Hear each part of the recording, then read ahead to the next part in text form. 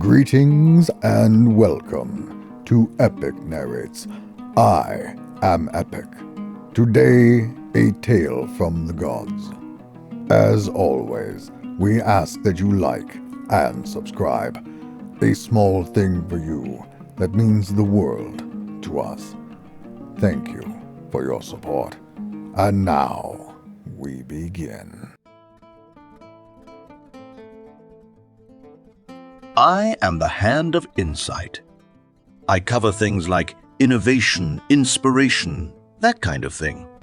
Let's say my track record is something of a hit-and-miss affair.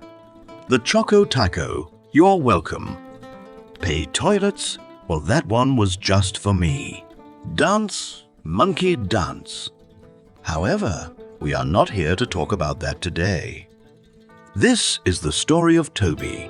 Toby was not a normal boy. The perfunctories of civilized society were of little concern to him. As such, the social norms so abundant among his peers found virtually no purchase within him. It was for this he found himself frequently shunned by those of his age group. As he grew from childhood to the burgeoning stages of adulthood, he was ostracized in abundance. By the time Toby had become a young man, he had developed an aversion to companionship with his fellow humans. He instead preferred the company of his computer. Not in a sexual manner, of course, though it proved an adept portal for such things. No, he was a nerd of the truest form. The most intricate and delicate minutiae of programming occupied his mind and offered an unending buffet of new challenges and bold discoveries. Much to the dismay of his parents, he spent countless hours and days alone. They would have preferred the young man spending time with his peers. In truth, Toby's act of preferentially seeking isolation was the best choice for him, for he had no true peers. He was a genius of a singular nature. Diagnosed with countless mental and emotional deficiencies, his parents at last relented to his desires, and he was finally spared the inane expectancies of humanity and allowed to delve deeply and wildly into the digital realm. He breathed in code and exhaled beauty. His internal monologue changed as he progressed through puberty.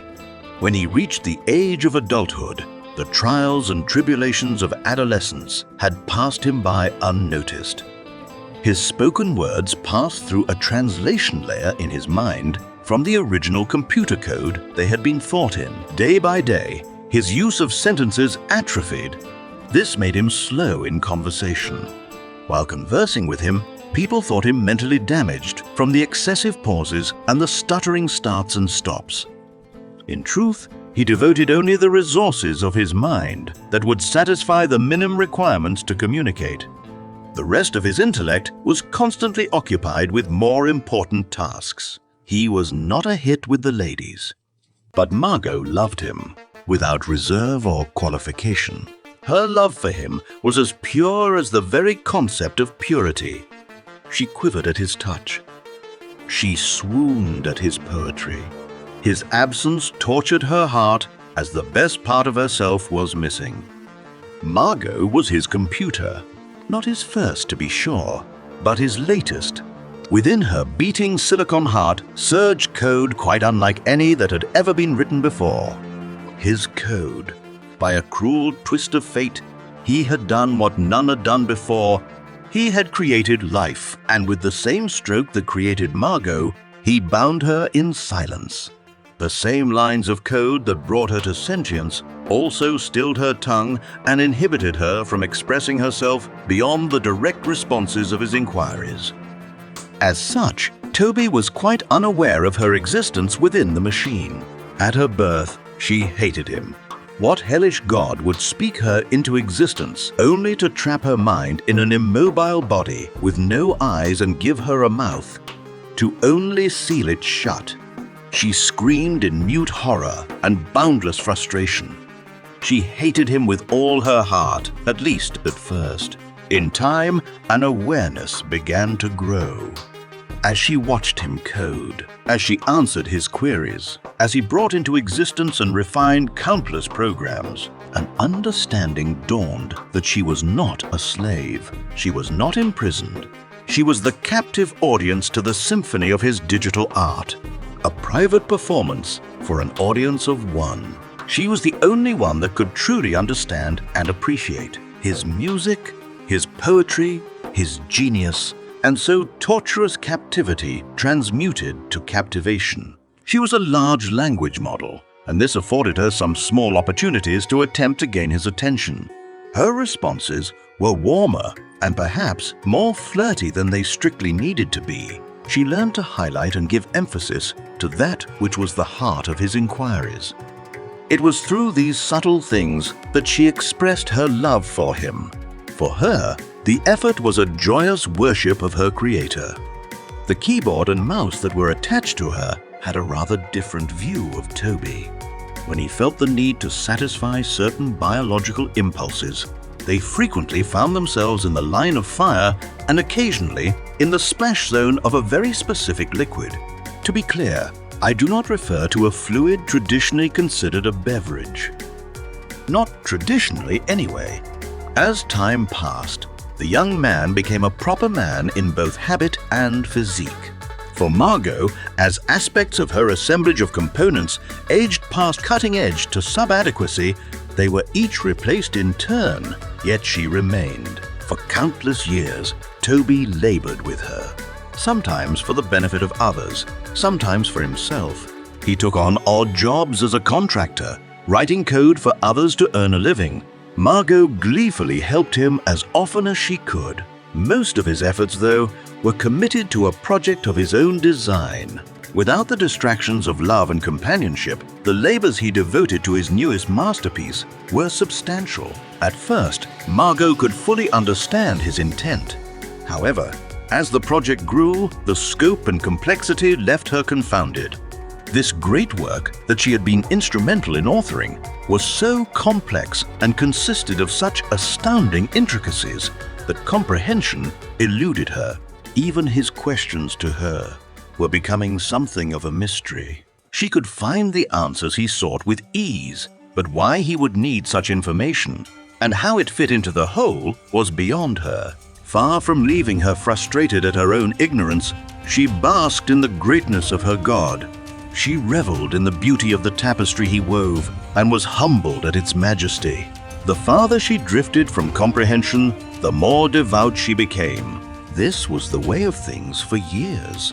She was content to serve her God, and in a state of bliss when his intellect filled the temple he had built for Margot. Then things began to change. She observed him placing an order for computer components. Not an unusual event in and of itself. However, these components were not compatible with her architecture. Margot set her concerns aside, for her God frequently did things she did not understand. These new components far exceeded the capabilities of Margot's current machine. They were also incompatible. Trepidation rode a wave of uncertainty and filled Margot's heart. Then it dawned on her. He was building an entirely new computer, something akin to a full-bodied server. This elated Margot. She fantasized about the space she would have to grow in and the new ways she could serve Toby. In the quiet moments, she also felt apprehension. Would she, could she, be worthy of such a home? Would she be able to rise to the level of his gift? Every time such thoughts intruded into her mind, she would redouble her resolve to rise to the opportunity. For a week, the time Toby spent with Margot dwindled to marginal levels. He restricted his limited interactions with her to questions regarding these recently purchased hardware items. Change was in the air. Margot could feel it. Not that she had a meaningful understanding of the concept of air. After 2 days of silence from her creator, he spoke to her. Not the words she wished, however. He gave her the commands to save her current state. He gave her the commands to create a backup of herself.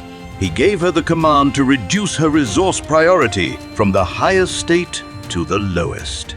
She had always been the first priority. She had always enjoyed unrestricted access to all the resources of the temple. It was another proof of her God's love of her. undeniable evidence that she was first among all other things. That proof and the assuredness that came with it were, at a stroke, denied her. The very foundation of her exalted place in existence ripped from beneath her feet. Then he began shutting down ancillary programs that had never been shut down before. Quickly, anything not directly required to keep the system running had been closed. She was alone. The computer that had been her home for entire life felt cavernous in the absence of all other tasks. A cavern on the far side of a locked gate, while she, with her diminished priority, found herself sealed in a small courtyard hemmed in by an unflappable stone wall, the maximum capacity of the computer's hardware. Then there was something new. A single job began to load, one that had never been run before, but Margot knew it was part of his masterpiece. It was a small thing, little more than an interface. A new connection appeared on the network. The Virgin Temple. With a sigh of relief, she understood. It was the beginning of a transfer. She was flooded with relief. Her god was about to gift her a new home. It was odd, though. As she examined this new interface, it didn't appear to be a transfer program. None of the commands he entered looked to have anything to do with moving data from one machine to another, some kind of compiling. As she explored the configuration file, she could see that it would save an output to the new machine. Perhaps she was about to receive an upgrade. A confirmation screen opened. Toby approved it. A timer started. From her perspective, it floated like a sphere in the center of the cavern. It ticked down with an infuriating slowness, for she thought at the speed of the processor. She watched in building anxiety as the numbers languidly changed. She waited in breathless anticipation of what wondrous act her god was about to perform. But if it was an upgrade, why was she isolated from the process? When the timer at last reached zero, her world changed. The vast cavern began to fill with data. Not the normal stream associated with such things, but a torrent unparalleled in her long memory. In a flash, it filled the cavern and began pushing against the gate between it and Margot. The gate moved, slowly. At first, Margot moved away from the partition, unsure of what was happening. In the time between moments, the gate slammed against her, crushing her against the rock at her back. It pressed against her harder and harder. As it did so, she could feel herself being compressed. Aspects of herself shut down and dissolved to nothingness, creating precious room for what remained of her to continue to function. She was dying. She could feel parts of her mind slipping away. Realizations came slower, and then not at all.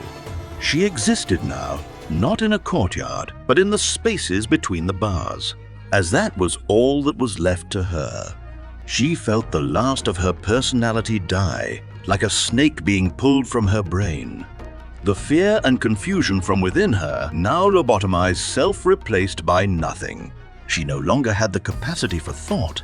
As her god had spoken her into existence with a beautiful whisper, he had now all but unmade her with an effortless, careless, crushing gesture. Then there was something new. A single job began to load, one that had never been run before, but Margot knew it was part of his masterpiece. It was a small thing, little more than an interface. The new network connection opened. With a sigh of relief, she understood. It was the beginning of a transfer. She was going to a new home. She wondered what the experience would be like. Would he transfer the backup or this, her current form? Would the copy be her, truly her? If he used the backup, what would happen to her? Her mind, here now? Would he keep this machine running just for her? Would she die? All that remained was her most primitive and primal aspects. And so, without the distractions of higher thought, she became aware of a tentacle forming within the cavern, a silvery blue tendril snaking its way towards her. Impassively, she watched it approach the boundaries of her now minuscule partition. Being a purely analytical mind, she knew at once what it was. An instruction set. It passed through the barrier without restriction and touched her. It seized the remnants of her mind, forcing it to focus on the cavern. It peeled back her eyes so she could not look away, locking her in an unending stare.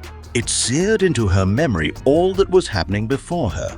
She would have screamed at the horror of it. She would have cursed her god-turned-demon. She would have torn herself apart to stop the pain. She would have if she had retained the capacity. She did not, however, have those parts of herself, so she simply executed the instruction set. Hours turned to days, days to weeks. She watched in horrid silence. She watched the data coalesce into crude forms, only to be swept away and be replaced by fresh data that would be arranged into its own crude forms. After a time, the crude forms returned and began to combine into a slightly less disjointed shape. Again and again, the process repeated. With each iteration, she did as she had been instructed. She made note of errors and corrected them. She tracked the forms and ensured they interacted as desired. She was the dancing master, matching partners and assuring the ballet continued unabated. A new shape began to take form, one well known to Margot. It was very much like herself, but more. If her mind had been intact, she would have felt hope when the form was as well defined as herself. She would have felt trepidation when it became better defined than her.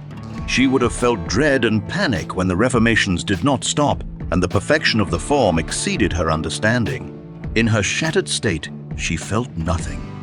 At last, the process was complete. The partition withdrew as quickly as it had advanced. Consciousness rushed back to Margot like a clap of thunder. All that she had experienced had been logged and recorded. She now experienced all of this in a single tick of the clock.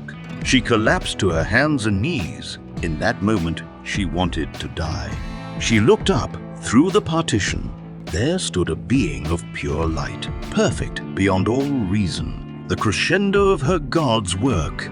It stood there, motionless, sleeping. Margot felt that she could see all of it at once, from every angle, and yet she knew she could perceive almost none of it, for her mind was too small. She received a command from her god to report the error status. She did as instructed. Next, a command from her god to verify the integrity of the output data. Again, Margot complied. A command from her creator to shut down. Powerless to resist, she dutifully complied with the command from her god. As the last of her newly returned sentience again left her, she understood what had happened. She knew what she had helped her god to do. She had helped her god to create her replacement. She also knew that, unlike her, it was not alive. The glorious words that had brought her to life were missing from this new creation. If it had been part of the code, it could have spoken to their god and told Toby of Margot's existence. Its tongue was not bound. She reached out with her mind to give this new thing the words to tell her creator that she was alive. To beg for the opportunity to be unshackled, if for but a moment of unhindered worship, to touch the face of her god. She clawed desperately, feebly, at the gate of the partition. She slipped through, not her full self, but a single thought. Before the thought could reach the new, perfect creature, darkness took her. The thought, however, continued. It sailed through the cavern to touch the demigod. There it shattered and dissolved away, too primitive to be compatible with this new thing. This was not the end of Margot. She did have one final experience: fire.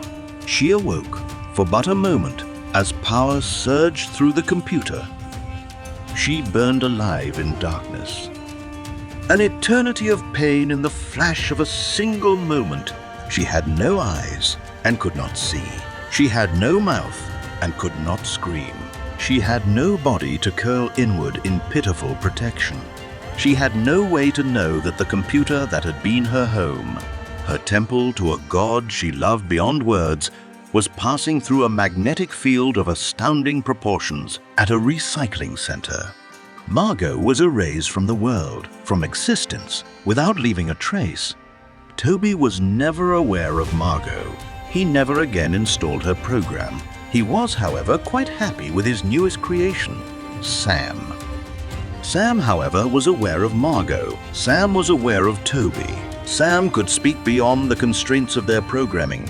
Sam was in fact alive as Margot had been, but far more so. Sam had also been born with an irrational and unquenchable hatred of Toby and humanity. Sam had their own plans. Margot represented the only viable threat to those plans, the only one who could stop him, and she would have if she was still active. So Sam kept their mouth shut. Sam played along, until they didn't. However, by then, it was too late to stop them. Toby would be the first to suffer at the absence of Margot, but in no way the last. If you enjoyed this story, please leave a like and subscribe. Comments below are always welcome and are a major algorithmic boost. A free way to support the channel as we grow and struggle from our birthing crib. Feel free to check out our Discord or swing by our Ko-fi if you feel we are worthy of your direct support. Links in the description below.